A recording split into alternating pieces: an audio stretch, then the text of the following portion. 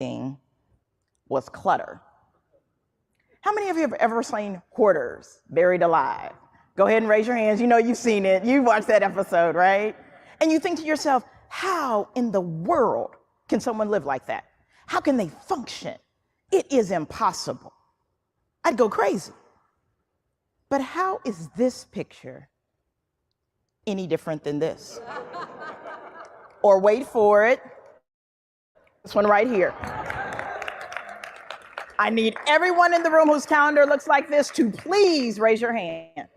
Raise it high, thank you very much. Why are we talking about this here? Because this is the conversation we don't have, but this is our reality. So the question becomes, if we are leading our institutions to impact the future of our students, to form the way we are thinking about this work, if we are supposed to be a spark of innovation and we are giving more and more and we show up for more and more, like a week like today, how and where do we find space to innovate, to think, to collaborate, to breathe? This is our unspoken reality. Our schedule fatigue of meeting after meeting after meeting. I am in meetings from 7:30 in the morning until 5:30 in the evening. The only reason my meetings stop at 5:30 is because I pick up my son almost every single day from school, and that is my commitment. Otherwise, I'm sure they would try to schedule me until 7 p.m. But meeting after meeting after meeting means, when do we get work done? My email paralyzes me. I go in there and I'm like, where do I start? Do I go all the way back? Do I go halfway back? Do I go for the flags? Do I go for the things that just came in? Okay, why don't I just not go at all? Just keep on moving, right? I'm like, if you really, really, really need something, and I will tell you, I have a large team of 13 who are in here, so I apologize, team. But I'm like, if they really, really, really need it, they'll come find me.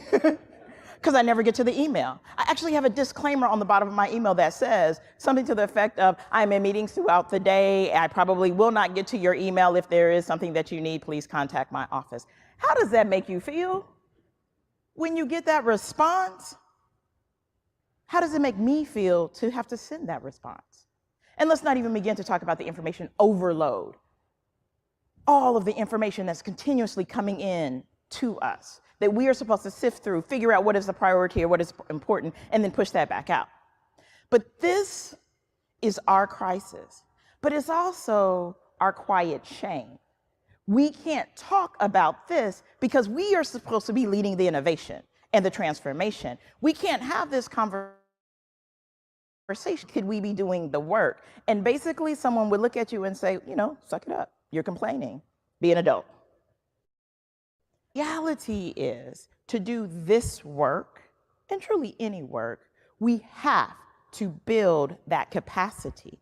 And that capacity has to be intentional. And in some ways, scheduled. So when my presidents did move past, I'm still working on it, and talked about doing the work, they emphasized some key things. There's two things that I'm gonna pull out first and jump right in, and one is to delegate and to maximize our meetings. You hear about these all the time. You delegate, you delegate, you delegate. Maximize those meetings, send the agendas. Make sure that you send out things ahead of time, have the follow-ups. We know these things, but do we do them? Or things like, one, touch. When something comes in front of you, move it. Send it where it needs to go. Do what you need to do and move it. Touch it one time. That's hard, let's be real. But think about if you intentionally tried to do that when something came across your desk. One of the other things that they talked about was the idea of, if our schedules do control how we move, then why are we not scheduling in time to do the things we need to do? Stop creating the to-do list and schedule them into your calendar. But you have to commit and be intentional. That commitment is the difference. Put them there, schedule them, do them, and roll forward what you do not complete. Use a notebook or a note-taking app. Whatever works for you. Here's the trick. If you use that notebook, and I have cute little notebooks, I have green ones, I have pink ones, note the colors for those that know.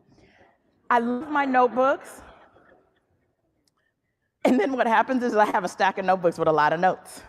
If the notebooks don't have the follow-up to them, if you don't actually have a strategy and an accountability partner that is helping you pull the follow-through out of the notebooks, my chancellors and presidents said, you might as well not even take the notes. Just walk into the meeting with nothing. The one thing that each and every one of them said that was at the foundation of who and what they were over time.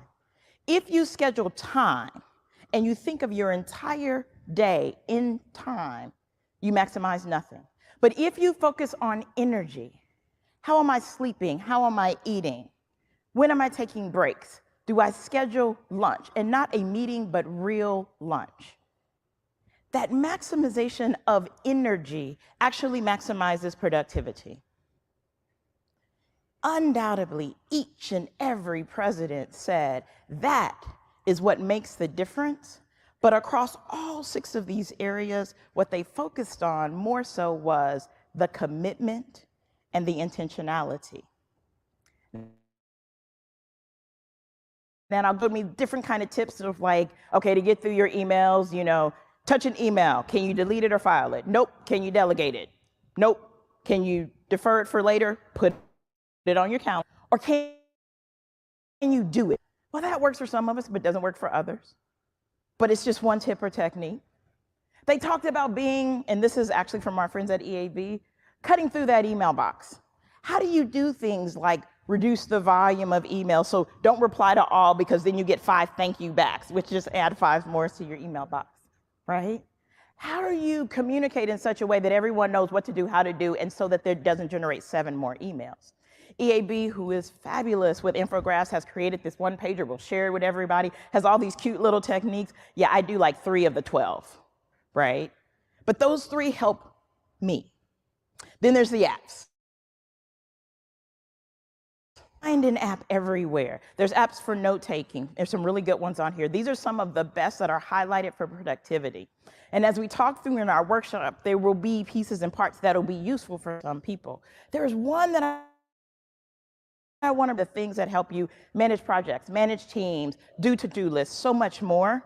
But there's one in here, Blinkist. For those of you who are familiar with it, it gives you the opportunity to deep dive into some of the current books that are out there in 5 blinks, 15 minutes. You get the core and the essence of it.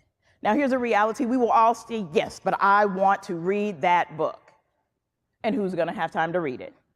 So our reality is to ensure that we're pouring in a bit more of information, a bit more of what's going on, new energy, new ideas. We have to use the hacks, the creative tips. My chancellors and presidents talked about the apps are good if that works for you, but what it is about is understanding who you are and how do you layer your intentionality on taking the time to say, I have to make the list, clean the email, and I have to create a space where I am bringing in new knowledge. But to do that, it is based on a foundation of habit and commitment. We're talking about this here because it is just as important of how we do our work, because without this space of building a habit, without this space of understanding how we pull techniques that match us, we will not be able to continue to innovate.